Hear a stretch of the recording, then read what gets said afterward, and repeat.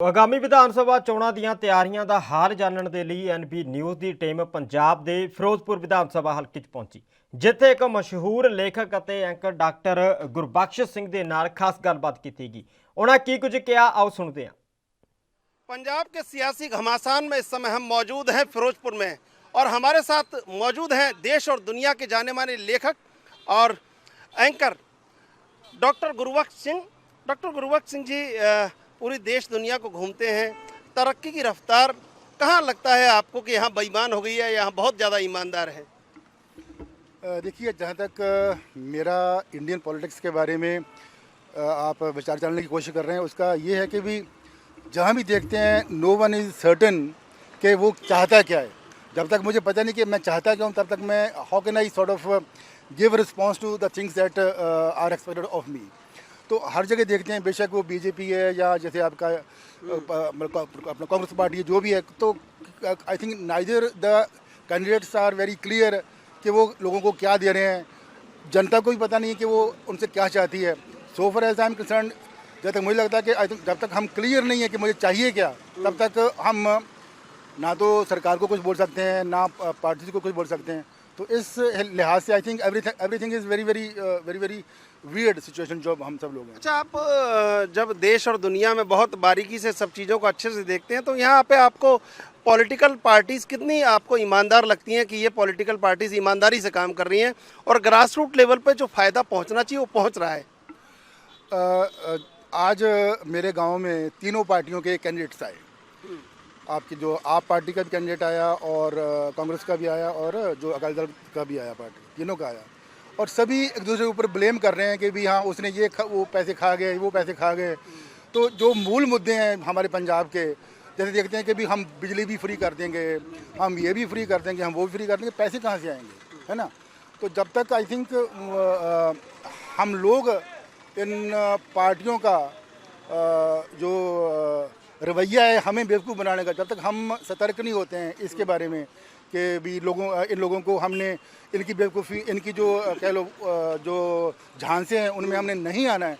तो जब तक हम ये पहचानते नहीं हैं कि हम इन लोगों से कैसे बचना है, तो आई थिंक तब तक हमारा कल्याण नहीं हो सकता है। लेकिन लोग तो भरोसा कर लेते हैं, हर एक राजनीतिक दल तो जो दावा करता है उसको ऐसा समझते हैं कि ये दावा बिल्कुल सच होगा और चुनाव के बाद वैसी की वैसी ही तस्वीर होगी। लेकिन जैसे ही चुनाव निकलते हैं और राजनीतिक दल सत्ता के दरवाजे में पहुंचता है, गरीब आवाम वहीं की वहीं खड़ी रह जाती है, चिमनी और झोंपड़ी के पास, और वो सत्ता के लाल कालीन पर सारी चीज़ें भूल कर अपने जो सौदे हैं और समझौते हैं उसमें लिप्त हो जाता है।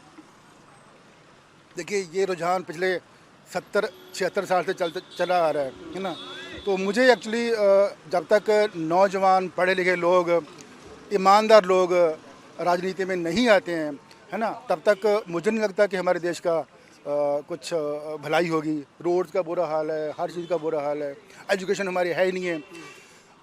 मेरे से सही तरीके से पूछेंगे तो आई थिंक जो 6% जो हमारे ग्रेजुएट्स होते हैं, whether they are in engineering, whether they are in medical, 6% से ज़्यादा लोग जो डॉक्टर भी बन चुके होते हैं वो कैपेबल नहीं है नौकरी के लिए। तो ये मेयार है आजकल हमारी जो एजुकेशन का। जब तक हम पैसे जो हैं, जो हम लोग देते हैं, इतने पैसे हम देते हैं, कितना पैसा हम देते हैं एज इनकम टैक्स, तो वो इनकम टैक्स तो हमारा होता है, लेकिन उसके ऊपर जो ये लोग होते हैं कि कहीं भी हम आपको लड़कियों को फ्री पैसे देंगे और ये करेंगे, 51,000 हम शादी पे देंगे। यार कोई तरीका है, कोई ये कोई this is not the way, है ना। मैं जापान में रहता हूँ, जापान में इस तरह का धांधली गंद बिल्कुल नहीं होता, है ना। Only clean candidates are given party I mean tickets with their total commitment, वो काम करते हैं। जो यहाँ हम देखते हैं कि जो जिस तरह का अवाम है वैसे लीडर भी उस तरह के ही हैं। तो जिस तरह के हमारे लोगों का मेयार है, उसी हिसाब से हमारे जो लीडर्स हैं। यहाँ तो अपराधी भी टिकट पा जाते हैं और जो पढ़े लिखे नहीं है वो भी टिकट पा जाते हैं, और जो अपने इलाकों के दबंग हैं वो राजनीति को प्रभावित करते हैं वो भी टिकट पा जाते हैं। तो ऐसे में पॉलिटिकल पार्टीज़ का जो कमिटमेंट है वो तो कहीं फिर नज़र नहीं आता कि एक आप अच्छे देश बनाने के लिए, अच्छा राज्य बनाने के लिए लड़ रहे हैं। फिर तो ऐसा लगता है कि महज सत्ता पाने के लिए लड़ रहे हैं। या आपने बिल्कुल सही कहा। आजकल actually this is the best area to make investment. जो लोग जिनके पास पैसे होते हैं, they give lot of money to lot of funds for different parties, है ना। तो वो लोगों को इनको फंड देते हैं, फिर वो इससे फिर उसका वो फ़ायदा लेते हैं, है ना।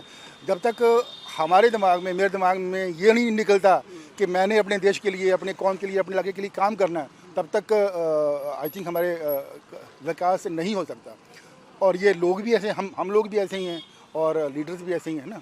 कई देशों में यात्राएं की हैं आपने, यहाँ की राजनीति और वहाँ की राजनीति में कितना अंतर है और बदलने में कितना वक्त लगेगा, आप एक सोचते हैं तो?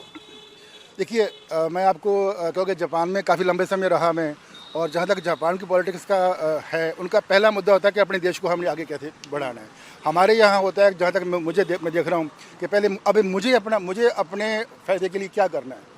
तो जब तक लोगों को ये समझ नहीं आता, आवाम को ये समझ नहीं आता कि हमें अपने को छोड़ के पहले हमारे जो समाज, जो आवाम है, उसके लिए हम अच्छा करना चाहते हैं, हम इन लोगों से करवाना चाहते हैं, जब तक हम नहीं जागते, हम जो हमारा जो वोटर है नहीं जागता, तब तक लीडर्स तो इसी तरह हमें बेवकूफ़ बनाते रहेंगे। सियासी सजावट में जो चकाचौंध है आवाम उसमें डूब जाती है और अपने अधिकारों को देख नहीं पाती है कि दरअसल उसे अधिकार कैसे प्राप्त करने हैं।